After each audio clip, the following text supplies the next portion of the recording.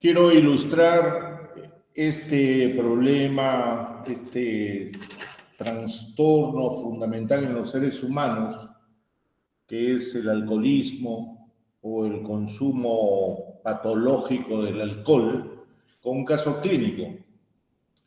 Entonces, se tiene un paciente de 40 años que ingresa como consecuencia a un hospital, obviamente, de una fractura de fémur producido en un accidente de tránsito. Se le practica cirugía ortopédica sin complicaciones y durante los 2 primeros días del postoperatorio el paciente se torna inquieto aun cuando se mantiene orientado. Al tercer día, el paciente se mostró bruscamente confuso y temeroso y refirió tener visiones de serpientes, de escorpiones que se movían por las sábanas. En la exploración se observó midriasis, temblor de manos y párpados, sudoración profusa, taquicardia y temperatura de 39 grados centígrados. Los antecedentes personales carecían de interés. Se consideraba el paciente un bebedor social moderado y negaba el abuso de drogas. Bueno, en la práctica clínica, todas las personas que son llevadas por la familia generalmente se declaran bebedores sociales, pues consideran que bebedor social es aquella persona que bebe en sociedad. Es decir, bebe en grupos de amigos, de conocidos, de clientes o de gente que negocia determinados productos. Crean una categoría que desde el punto de vista clínico no tiene sentido, pues de acuerdo a la Organización Mundial de la Salud, bebedor social es aquella persona que bebe no más de 12 veces al año y generalmente no más de 2 bebidas sociales. Llámese bebida social a 3 vasos de cerveza pequeños. 2 bebidas sociales serían 6 vasos de cerveza pequeños. El equivalente en vino, 2 copas de vino, 2 bebidas sociales serían 4 copas de vino. Y whisky, 1 onza de whisky, 2 bebidas sociales, 2 onzas de whisky. La pregunta es, en nuestro país, gran cantidad de la población que bebe con cierta frecuencia, evidentemente no bebe pues 12 veces al año y tampoco beben pues bajo el concepto de una bebida o 2 bebidas sociales. En nuestro argot, la gente dice, he tomado hasta morir, de tal forma que hay formas de alcoholismo que tienen falta de conciencia de enfermedad marcada. Entonces, aquí la respuesta de este caso clínico es un delirio, ¿no?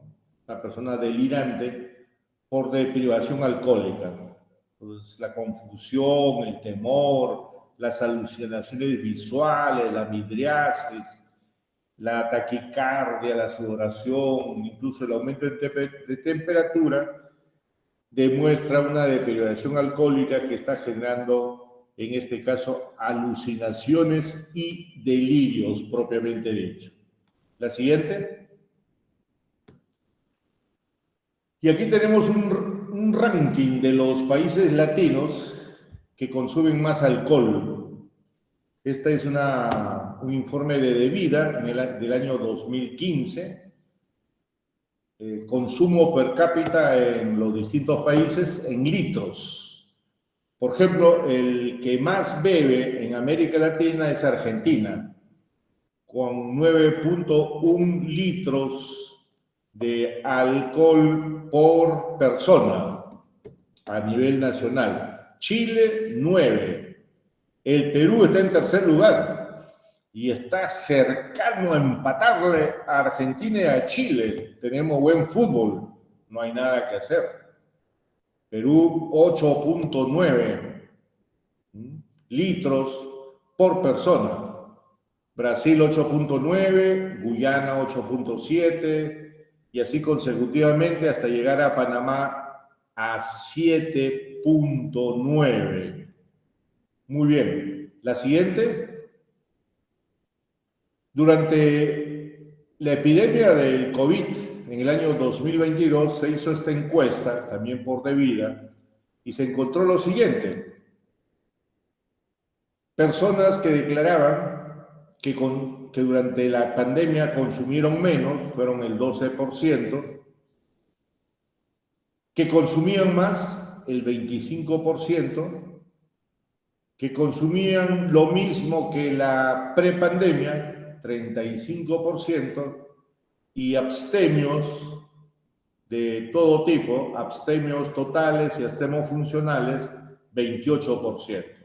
Entonces, si ustedes suman por lo menos 25 más 35, estamos hablando de 60% de personas entrevistadas que consumían alcohol con bastante frecuencia durante la pandemia, a pesar de las restricciones de tipo sanitario que se generó en ese periodo. La siguiente. Y aquí hay una definición de lo que es adicción a las drogas en general y adicción al alcohol en particular. Esta es una definición de la Asociación Médica Americana, ¿no? Y el Instituto de Medicina y la Asociación Psiquiátrica Americana. Ellos consideran que la adicción es la ansia vehemente, búsqueda activa y uso compulsivo e incontrolable de drogas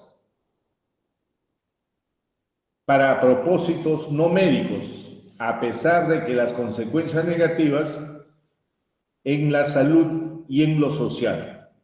El adicto sabe que le hace daño, pierde trabajo, tiene problemas ya hepáticos, pero la compulsividad, esa ansia vehemente, como si fuera un sentimiento de atracción irresistible parecido al amor que podrían sentir por estas sustancias, los lleva a tener un diagnóstico de adicción. La siguiente. Bien, y tanto la UNESCO como la OMS consideran que en la historia de vida de un consumidor hay forma de consumo.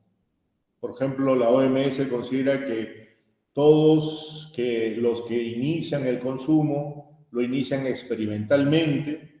En nuestro país el inicio puede ser la fiesta de promoción de quinto de secundaria. Posteriormente, en la medida que van ingresando a la sociedad de adultos, ocasionalmente algunos, episódicos, todos los fines de semana, porque los patas se reúnen, y otros ya sistemáticamente, ¿no? Muchos pacientes refieren que ellos beben poco, pero solamente 3 veces por semana, nada más, doctor. Viernes, sábado y domingo. Además, usted sabe pues, que viernes es sábado chico, el sábado es domingo chico, y para algo hay que divertirse, para eso trabajo bastante. La UNESCO tiene una clasificación parecida, pero en la última fase habla ya de compulsividad, en vez de sistemático, compulsividad. La siguiente. Hemos utilizado los criterios del DSM como patrón desadaptativo de consumo que conlleva un deterioro o malestar significativo expresada en 3 o más de los siguientes signos o síntomas. 3 o más. Saquen su cuenta. A ver, vayan haciendo palotes si algún familiar tiene estos signos y síntomas. 3 o más. Tolerancia. Vale decir, cada vez toman más y tienen más tolerancia a las dosis de alcohol. Antes, con 2, 3 vasos de cerveza se embriagaban. Hoy, con 3 botellas están todavía picaditos, como se dice. Otros con 6 botellas, con 8 botellas. Eso se llama tolerancia. Luego del consumo, al siguiente día de dejar de consumir, viene la abstinencia. Vale decir, la persona comienza, como decía el ejemplo, a sentirse intranquilo, irritable, tiene un deseo compulsivo de salir para buscar nuevamente la droga. A su vez, en la medida que el deseo de consumo es intenso y se consume más frecuentemente, el aumento de la cantidad o tiempo de uso para conseguir la droga, en este caso el alcohol, aumenta. Entonces, antes, los sábados de 4 a 10 de la noche, hoy todos los fines de semana, viernes, sábado, domingo, desde el mediodía, de la 1 de la tarde hasta las 3 de la mañana del siguiente día. Entonces, un aumento del tiempo de uso. Como lo señala el ejemplo, deseo persistente o esfuerzo infructuoso de conseguir la droga. A su vez, empleo de tiempo en actividades para conseguir la sustancia. Llamar por teléfono a los amigos que gustan de esto, prestarse dinero, ir al banco y sacar dinero para luego llamar a los amigos, etc. Esto, a su vez, lleva la reducción de actividades sociales. Sociales en el sentido de tipo amplio. Ya no asisten a fiestas sociales comunes. Sus reuniones son de activistas del alcohol, de borrachitos, como dice la gente, y luego se continúa tomando la sustancia a pesar que saben perfectamente que tienen problemas cada vez que consumen de esa manera. Han perdido ya un trabajo, les han robado su dinero, la esposa le ha amenazado en que se van a separar en la medida que él no rectifica. La siguiente. Bueno, en el mundo occidental y en el siglo XXI también se están creando formas atípicas del consumo de alcohol. Por ejemplo, en los Estados Unidos, una persona menor de 21 años no puede consumir alcohol porque lo consideran todavía adolescente.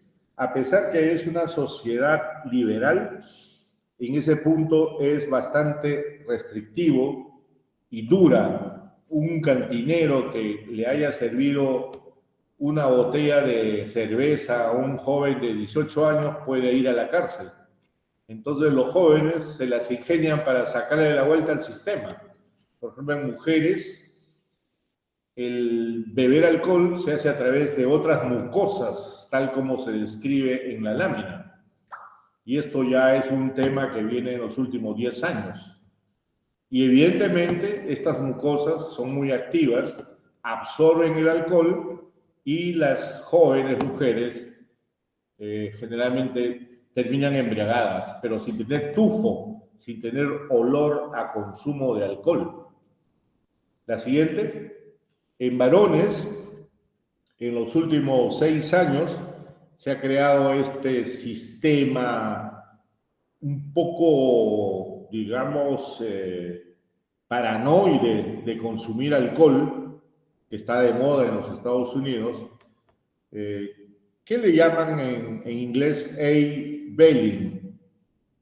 O beber vodka por los ojos, una práctica sumamente peligrosa, ¿no?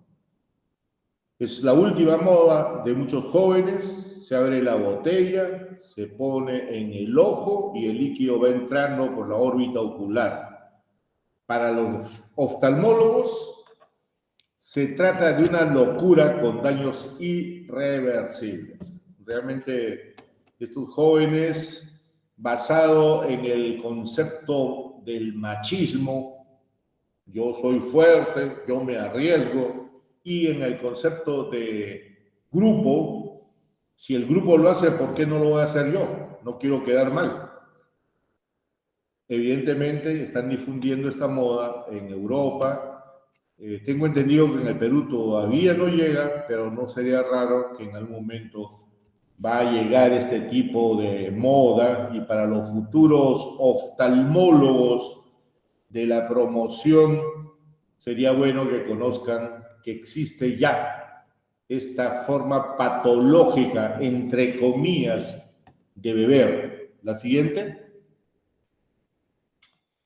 Bueno, en nuestro país seguramente ustedes han escuchado, han leído, incluso es probable que alguno de ustedes ha participado en las llamadas fiestas semáforo. Generalmente son grupos semiclandestinos, en el sentido que no son discotecas o restaurantes oficiales, organizan las fiestas los fines de semana y convocan a adolescentes y a escolares para que vayan a vacilarse desde las 6 de la tarde hasta las 10, 11 de la noche. Y obviamente el consumo principal es alcohol. Los que son solteros entran con un brazalete verde, los que tienen pareja pero todavía no están seguros, amarillo, y los que ya tienen pareja y van a esa reunión, rojo. El objetivo es de que los chicos se diviertan y que los grupos verdes se comiencen a emparejar, y cuando ese emparejamiento se produce con toda la, podríamos decir, la fuerza de la juventud y el deseo, ¿no?, de hacer que la carne y la sangre vibre dentro de nuestras entrañas, la comisión organizadora tiene pequeños cuartos que lo alquilan entre 40 a 60 soles para que los chicos ingresen y puedan expresar ese tipo de sentimientos que he señalado. La siguiente. Bien, y aquí tenemos en términos generales la graduación aproximada de las bebidas alcohólicas. Como ustedes saben, la cerveza tiene de 4 a 6%, es decir, de 4 a 6% de alcohol en 100 mililitros. Vino de mesa de 10 a 13. Los vinos generosos, que son vinos guardados por mucho tiempo, pueden llegar hasta 18. Y las bebidas fermentadas y destiladas pueden llegar hasta 50%. Por ejemplo, un vodka, un whisky, 50-55%. Evidentemente, pues beber el segundo grupo es mucho más perjudicial que del primer grupo. La siguiente. Entonces, desde el punto de vista clínico es necesario diferenciar el uso, el abuso y la dependencia al alcohol. El uso, cuando el consumo es ocasional, con algunos acontecimientos escasos, pero aceptables, como el Día de la Madre, el Día del Padre, ¿no? y generalmente no trae repercusiones en la salud ni en síntomas de dependencia. El abuso, entendemos por abuso al consumo caracterizado por su cantidad, por su frecuencia y por la propia situación física, psíquica y social del sujeto. Se producen consecuencias negativas para el consumidor y o su entorno, ¿no? Entonces, los abusadores generalmente al manejar chocan o pueden iniciar peleas donde finalmente alguien sale gravemente herido o finalmente en medio de esa embriaguez pueden atacar a alguna dama.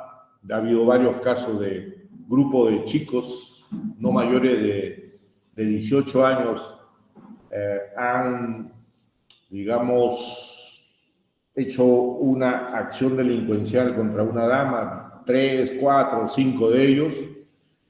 Y la dependencia, tal como ya lo hemos perfilado anteriormente, se produce como consecuencia de repetidos abusos para convertirse en una conducta en la cual se organiza la vida del sujeto para el consumo. Técnicamente es una persona que vive para buscar el consumo. Este dedicará la mayor parte de su tiempo a pensar en el consumo, a buscar a los amigos de consumo, a buscar dinero para consumir y obviamente en la dependencia hay una alta tolerancia al alcohol. Ya hemos señalado que la tolerancia es que cada vez la persona consume más y no tiene los mismos efectos que tenía al principio. Se torna tolerante al alcohol. Eso, la tolerancia, es uno de los signos capitales de una probable dependencia en seres humanos. La siguiente. Entonces tenemos también en los patrones adaptativos los criterios del DSM-5 y 4 entre los abusadores de alcohol versus los dependientes del alcohol, ¿no? Entonces, estos abusadores, ya lo hemos señalado, incumplen en el trabajo, en la escuela, beben en situaciones peligrosas, tienen problemas legales.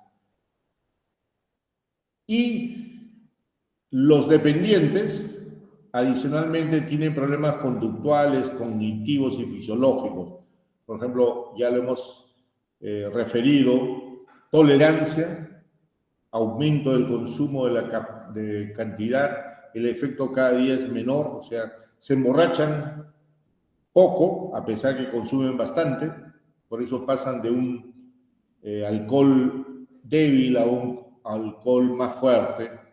Y la abstinencia, donde la persona pierde el control y tiene un deseo irresistible, persistente por el consumo. Y acá hay criterios del DSM-4 y del DSM-5 que ustedes deben revisar. La siguiente. Entonces, además de la dependencia, el consumo excesivo de alcohol puede producir efectos tóxicos crónicos y graves consecuencias por intoxicación aguda.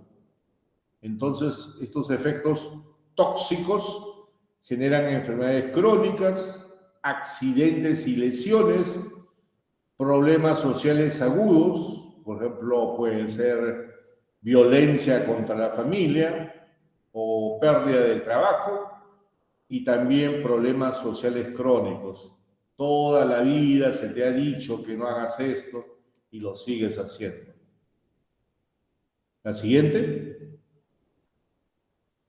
Bueno, y acá en un esquema vemos que el consumo de alcohol puede dañar casi toda la economía del cuerpo del ser humano, desde el corazón, el cerebro, el estómago, el hígado, el páncreas, los intestinos, el sistema inmune, el sistema de reproducción femenina, los pulmones. Es decir, el alcoholismo en términos reales es una enfermedad sistémica. Daña todos los órganos. No hay ninguna ventaja operativa de consumir alcohol compulsivamente.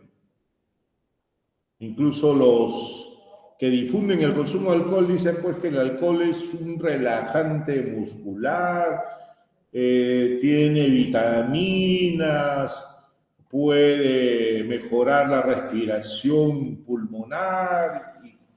En medio de esas mentiras se sigue difundiendo en el mundo occidental el consumo de distintas formas de alcohol porque es uno de los negocios más rentables de sustancias químicas legales, ya que en 1920 los Estados Unidos crearon la ley de excepción y se anuló el consumo de alcohol en forma legal, pero la ilegalidad llevó a que el consumo fuera el doble o el triple, porque lastimosamente los seres humanos tenemos esa costumbre, vamos a decir, ese estilo de vivir, que lo que es prohibido generalmente es más atractivo, así como los valses hablan de la mujer prohibida, aquí hablaremos pues de la bebida prohibida que se torna atractivo si te dicen que no es posible conseguirlo.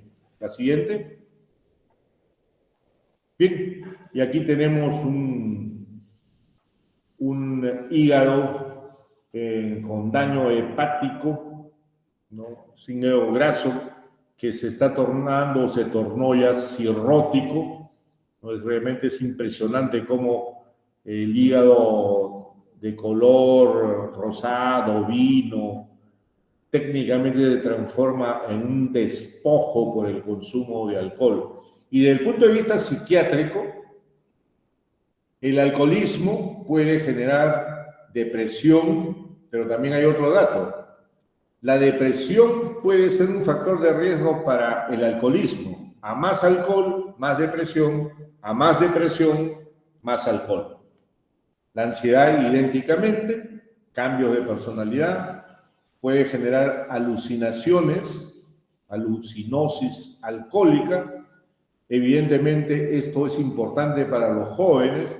La disfunción sexual, cuanto más consuman alcohol, van a tener dificultades sexuales y por lo tanto la probabilidad de tener un desarrollo psicosocial sexual óptimo disminuye. Bueno, el síndrome de abstinencia y el famoso delirium tremens, que es una forma de psicosis post-consumo de alcohol. La siguiente.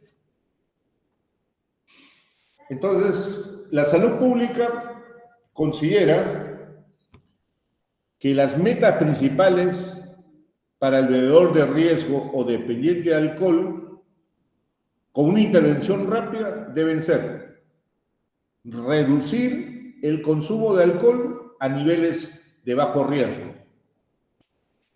Es decir, si es una persona que ya tiene intoxicaciones permanentes, hacer psicoterapia, tratamiento médico para que se reduzca el consumo de alcohol a niveles de bajo riesgo.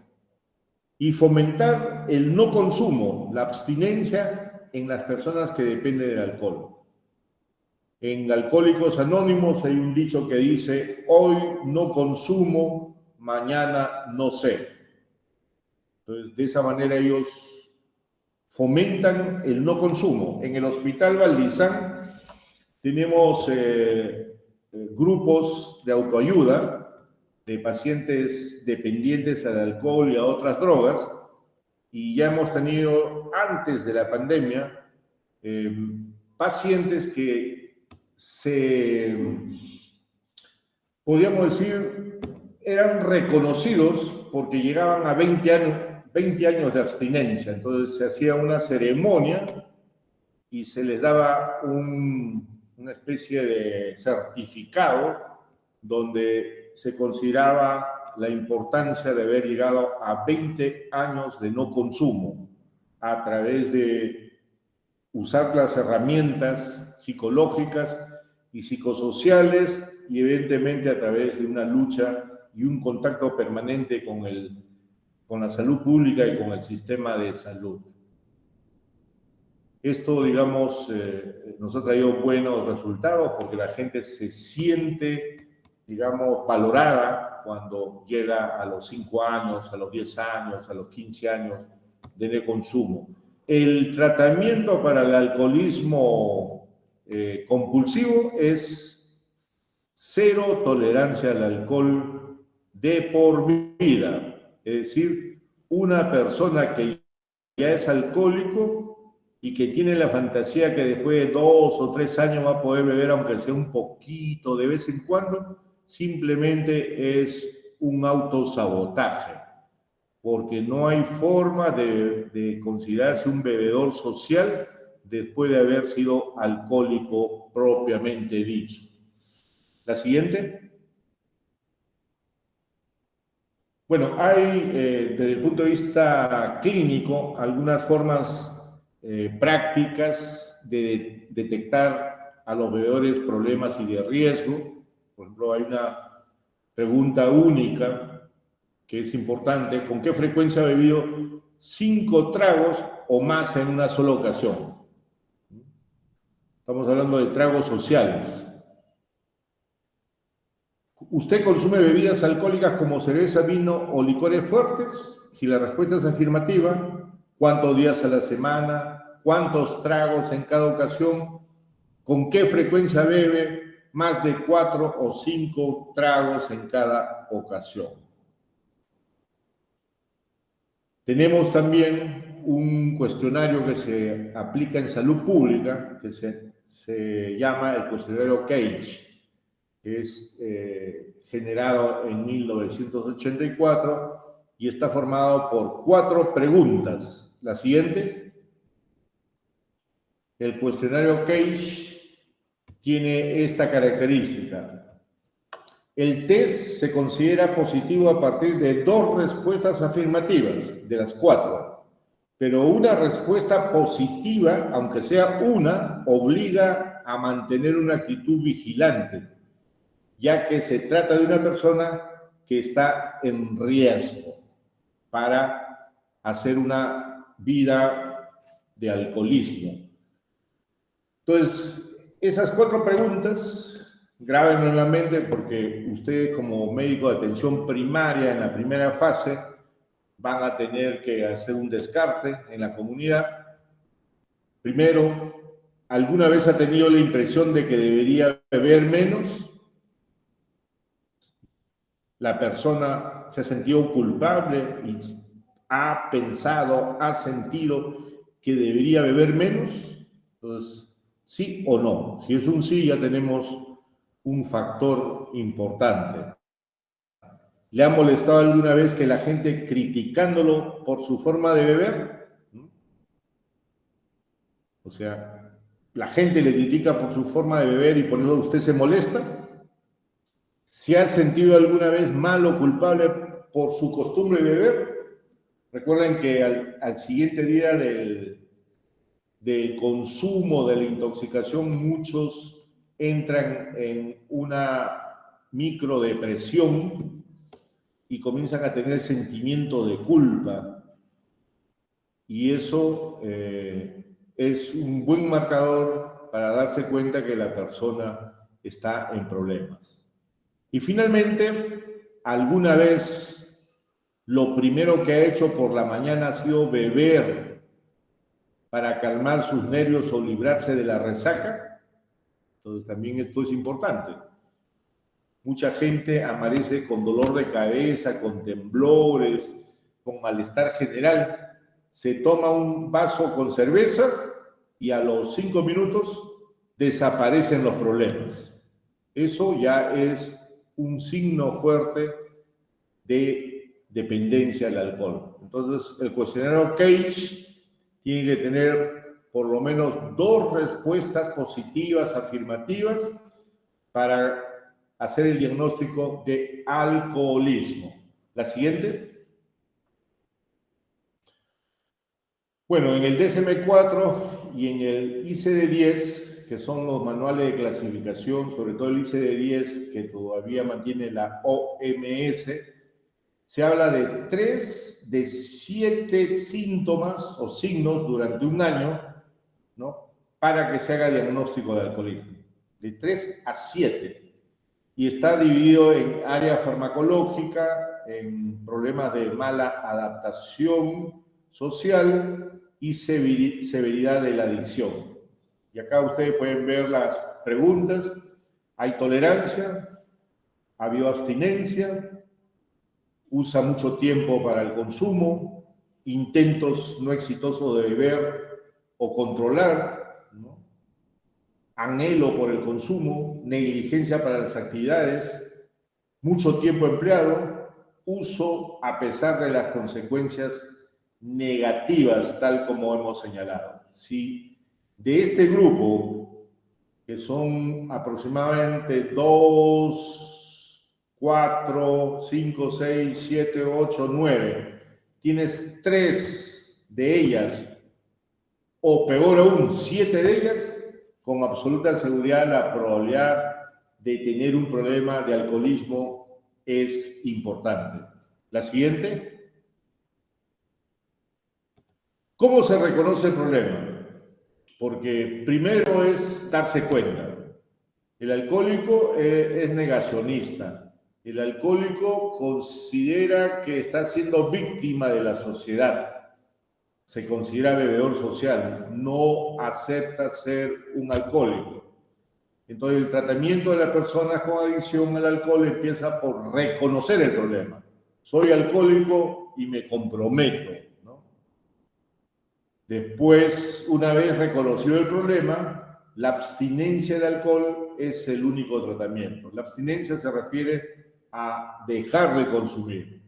Muchos tratamientos se basan en las llamadas comunidades terapéuticas o hospitalizaciones breves que se hacen en hospitales o en clínicas. La siguiente. Hay muchas.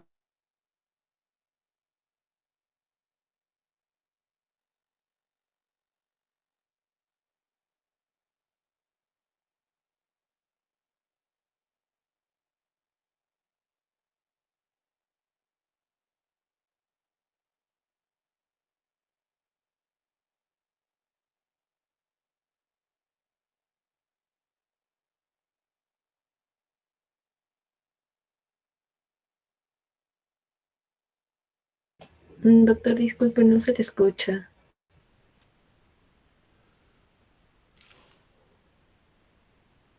Bueno, el paciente alcohólico se puso a renegar y nos quitó la pantalla.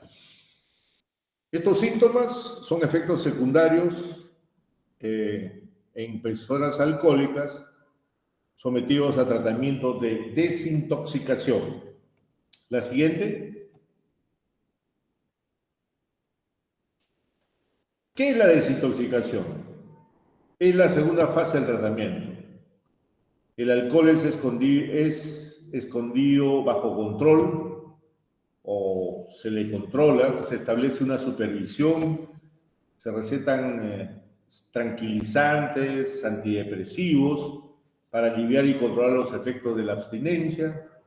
La desintoxicación generalmente dura de 5 a 7 días, ¿no? Hay que hacer un chequeo general médico, ¿no?, sobre todo para el descarte de problemas del hígado, problemas sanguíneos, ¿no?, y obviamente una dieta suplementaria con vitaminas y otros minerales importantes. Puede haber, luego de no consumir esos 7 a 10 días, síntomas depresivos, ansiosos, incluso agresividad, que deben ser tratados paralelamente. La siguiente. Los programas de rehabilitación, después de este proceso de desintoxicación, están para ayudar a las personas afectadas después de la desintoxicación. Estos programas incluyen diversos consejos, soporte psicológico, cuidado de enfermería y cuidados médicos. La educación sobre la enfermedad del alcoholismo y sus efectos es parte de la terapia. Muchos de los profesionales que trabajan en esto, ¿no?, programas de rehabilitación, tienen que seguir programas de reciclaje. ¿Qué significa eso? Que tienen que tener también psicoterapia, porque muchos se contaminan con el pensamiento del alcohólico o del drogodependiente y pueden tener una sobrepresión psicológica, estrés, que puede dañar las relaciones médico-paciente en términos generales. Por eso es necesario programas de reciclaje, como le llaman. La siguiente. Uno de los programas mundialmente famosos es el programa de Alcohólicos Anónimos. Muchos médicos no creen en Alcohólicos Anónimos porque no es dirigido por médicos, ni por enfermeras, ni por el personal de salud, sino principalmente por adictos rehabilitados. Adictos que ya no beben, ya no consumen hace 10 años, 15 años, dirigen comunidades terapéuticas en los barrios. Tenemos comunidades en La Victoria, en Barrios Altos, en Comas, en San Borja y así por el estilo, ¿no? Entonces, es una comunidad mundial para comenzar, porque se da en todo el mundo, donde participan hombres y mujeres que se ayudan unos a otros a permanecer sobrios. Ofrecen la misma ayuda a cualquiera que tenga problemas de bebida y quiera hacer algo al respecto. Como todos son alcohólicos, tienen una especial comprensión entre ellos. Saben cómo se siente estar enfermo y han aprendido en Alcohólicos Anónimos cómo recuperarse de la enfermedad. Los miembros de esta organización dicen que ellos son alcohólicos, aun cuando hayan dejado de consumir 10 años, 15 años, ellos consideran que siguen siendo alcohólicos, porque el alcoholismo no tiene curación. Aún hoy, aun cuando no hayan tomado un trago por muchos años, no dicen estar sanos. Una vez que la persona ha perdido la habilidad para controlar la bebida, nunca más podrá volver normalmente, o en otras palabras, ellos nunca serán exalcohólicos.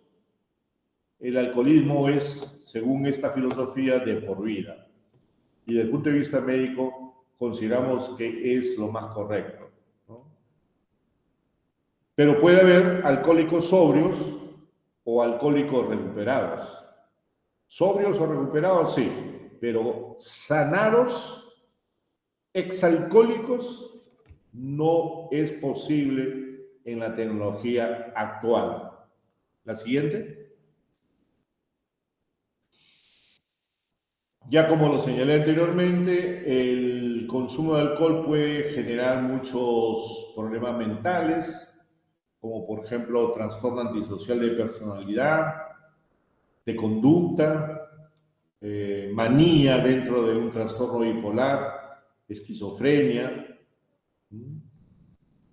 Puede haber trastorno de estrés postraumático, trastorno ansioso depresivo y así por el estilo, TDAH, de trastorno de hiperactividad.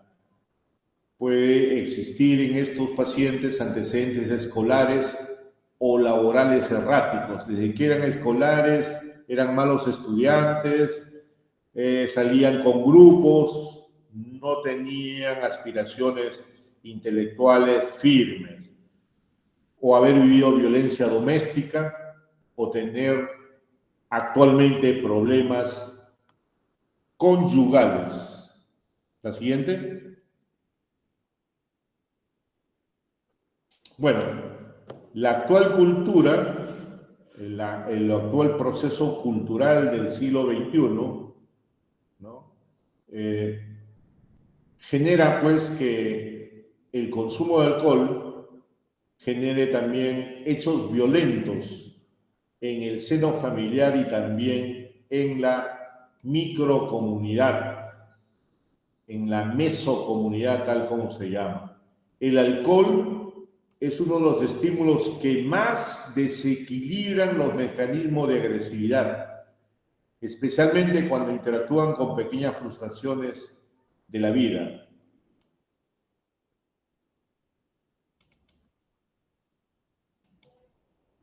Otra vez hemos tenido problemas. Hay alguien que está con síndrome de abstinencia.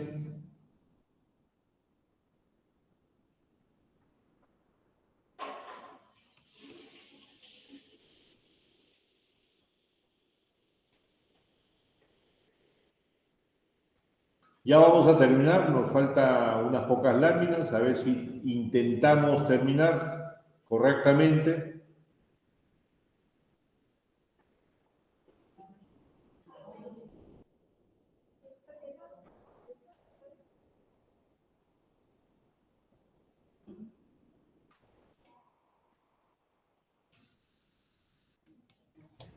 Doctor, disculpe, yo sí logro ver la pantalla.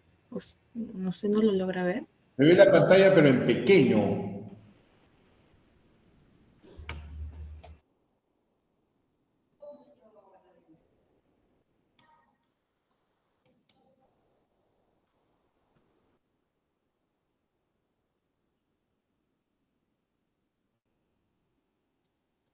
Bien, estábamos en la lámina alcohol y alcoholismo en la cultura actual.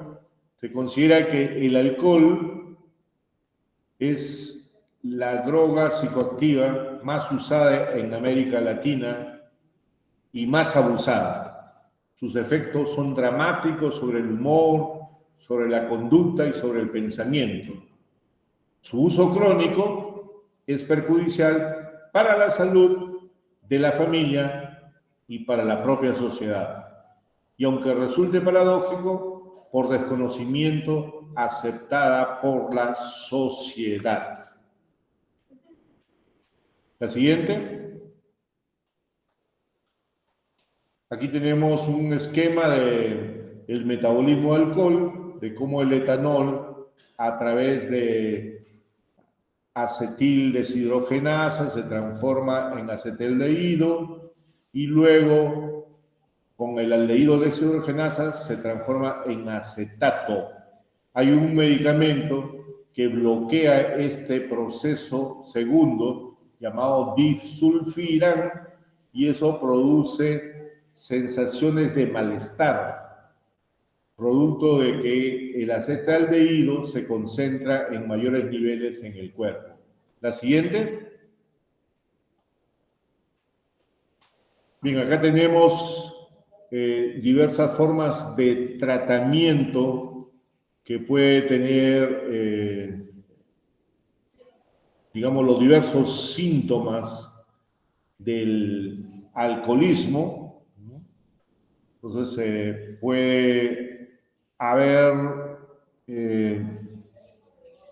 tratamientos que están asociados a naltrexona, ¿no? O también podemos tener altopiramato, que están relacionados a un aumento de los niveles de dopamina que disminuye durante el alcoholismo. La siguiente. Bien, aquí es una lámina que en términos generales nos esquematiza que hay tratamiento farmacológico. 50% de los pacientes alcohólicos crónicos pueden ser depresivos, por eso los inhibidores selectivos de recaptación de serotonina tienen valor, ¿no? Luego, conductualmente, terapias de relajación, terapia cognitivo-conductual, a nivel cognitivo, el bloqueo de pensamiento, y también hay un tratamiento terciario que tiene que ver pues con las consecuencias que trae el consumo crónico de alcohol, sobre todo la cirrosis, las gastritis crónicas, los problemas pulmonares, etc. Y obviamente un tratamiento familiar, sistémico familiar también se corresponde, porque después de que el huracán llamado alcoholismo ingresó a casa, no solamente se desorganiza el paciente, sino también la familia, comenzando de los más pequeños y otros más débiles. La siguiente.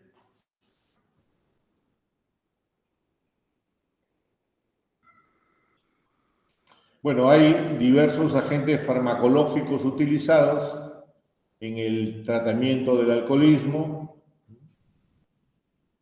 Para la intoxicación, la metadoxina, eso no hay en el país. Para el síndrome de supresión, cuando la persona está con angustia de consumo, las benzodiazepinas en dosis adecuadas. Luego, medicamentos que inhiben la conducta de consumo inminente, sobre todo la naltrexona que tenemos en el país, y los inhibidores selectivos de recaptación de serotonina. También hay un producto llamado acamprosato, pero que en nuestro país se ha eliminado de alguna forma. Y agentes que promueven aversión por la sustancia, el disulfiram. Entonces, tomando disulfiram, la persona que consume alcohol comienza a tener náuseas, vómitos, rash alérgico y así por el estilo. La siguiente. Bueno, aquí tenemos una pequeña lámina que quiero que ustedes lo lean, las dosis de alguna de estas drogas. Por ejemplo, disulfiram, la dosis es de 250 a 500 miligramos por día. El naltrexone de 50 miligramos de tableta por día. Y el acamprosato 333, 2 tabletas interdiario. Entonces, el otro producto, naltrexone, también de 380 miligramos, pero es intramuscular, se administra intramuscularmente, pero en nuestro país no tenemos ese producto. Pero en términos generales, el disulfiram, el naltrexone y el acamprosato son sustancias químicas para la fase aguda del tratamiento del alcoholismo. La siguiente. Bueno, acá hay una ampliación del concepto de por qué se usa el disulfiram, porque como le hemos señalado, produce un rechazo, una especie de fobia contra el alcohol. Yo he tenido pacientes alcohólicos crónicos que después de 2, 3 meses de no poder consumir porque le venían náuseas, vómitos, rash alérgico, mareos, finalmente consiguieron seguir tomando con su disulfiram, porque hay un proceso de adaptación. La siguiente. Bueno, y aquí están los mecanismos implicados en la reducción del consumo de alcohol cuando se utiliza naltrexona. Entonces, al utilizar naltrexona, se disminuye la euforia que produce el alcohol,